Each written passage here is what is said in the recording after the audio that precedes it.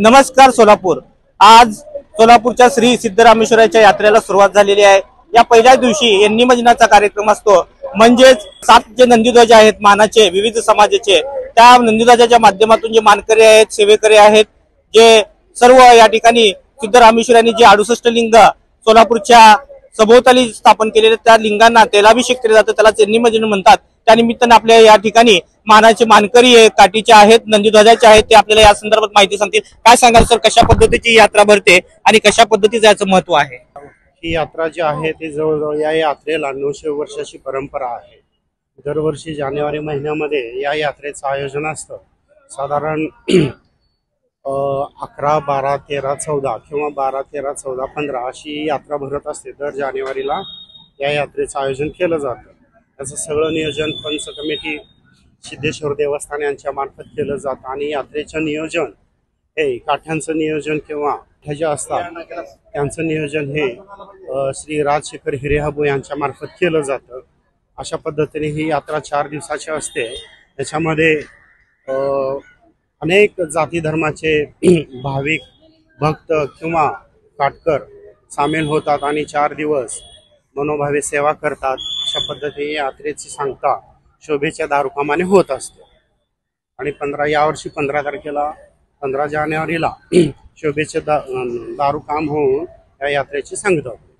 आता उद्या म्हणजे 12 तारखेला अक्षदा सोहळा असतो। यामध्ये 7 काठ्यांचे लग्न समारंभ हा संबंधी कट्ट्यावर आयोजित केला जातो। अशा पद्धतीने खूप मंगलमय वातावरण असतं आणि या यात्रेचं खूप मोठा आनंद भाविक आणि भक्त विविध समाजातील सगळे काटकर आणि भाविक घेत असतात।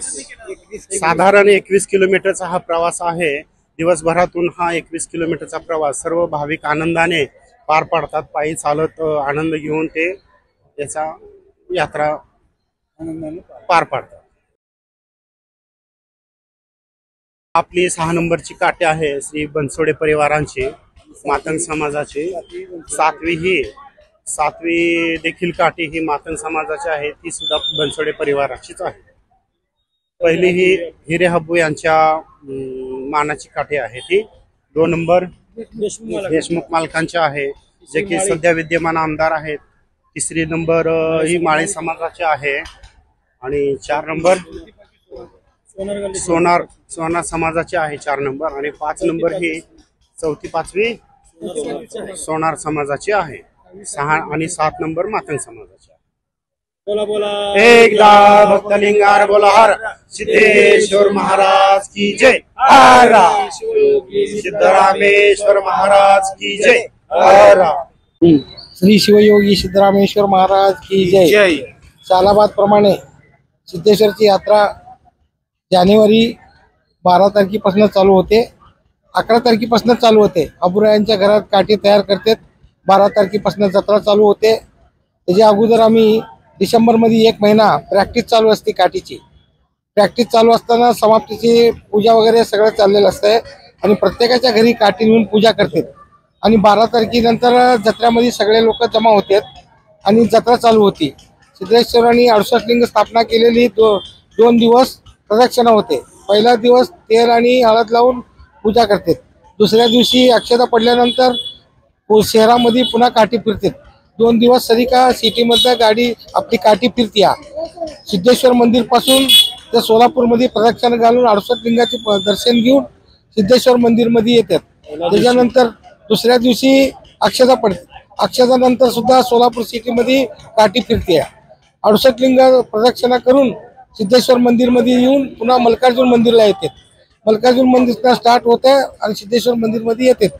त्याच्यानंतर 68 लिंगाची पूजा सगळ्या भक्तिभावाने जिथं जिथं आपण काठी घेऊन फिरतो त्या ठिकाणी पूजा होते।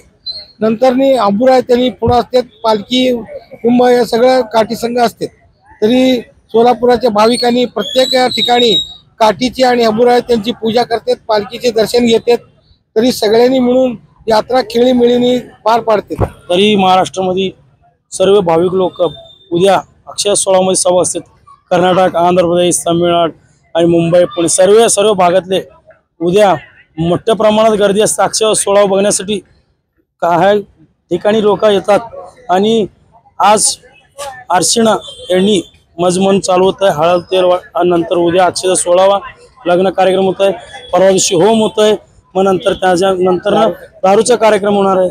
सर्व एकाच्या मागे एक व्यवस्थित होतात आणि पहिली काठी हाबुरायांचा, दुसरी देशमुख मालक, तिसरी माळी समाज, चौथी आणि पाचवी सोनार गल्लीचे, 6वी 7वी मातांग समाजचे सर्व नंदीध्वज एका रांगेत एका लाईनीत एका व्यवस्थित वेशभूष घालून पांढरे ड्रेस शुभ्र पांढरे आणि पेटासहित पांढरा घालून सर्वजण लहान मुलाचे मोठे बसून सर्व व्यवस्थितपणे पार पाडतो नंदीध्वजचे आणि इथनं 68 लिंग पूर्ण करतो. मग नंतरनं होम दिवशी होम जाळून नंतरनं दारूचे कार्यक्रम पूर्ण होत आहे. श्री सोलापूर सिद्धारामेश्वरची यात्रा कालपासून सुरू झालेली आहे.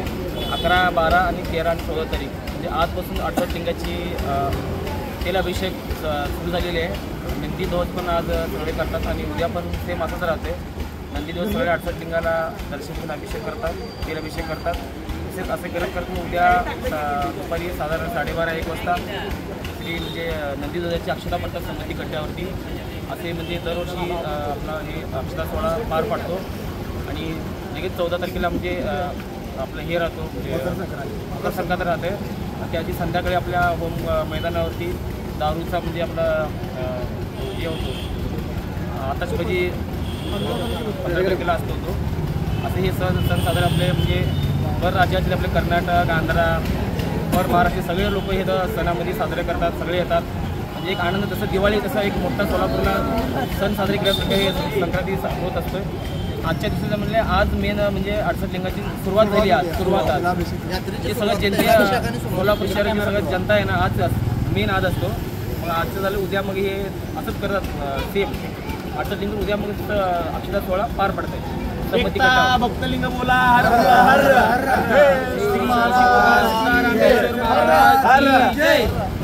सोलापूरची गड्डा यात्रा दरवर्षी असते आणि ही यात्रा 500 वर्षापासूनची जवळपास परंपरा आहे.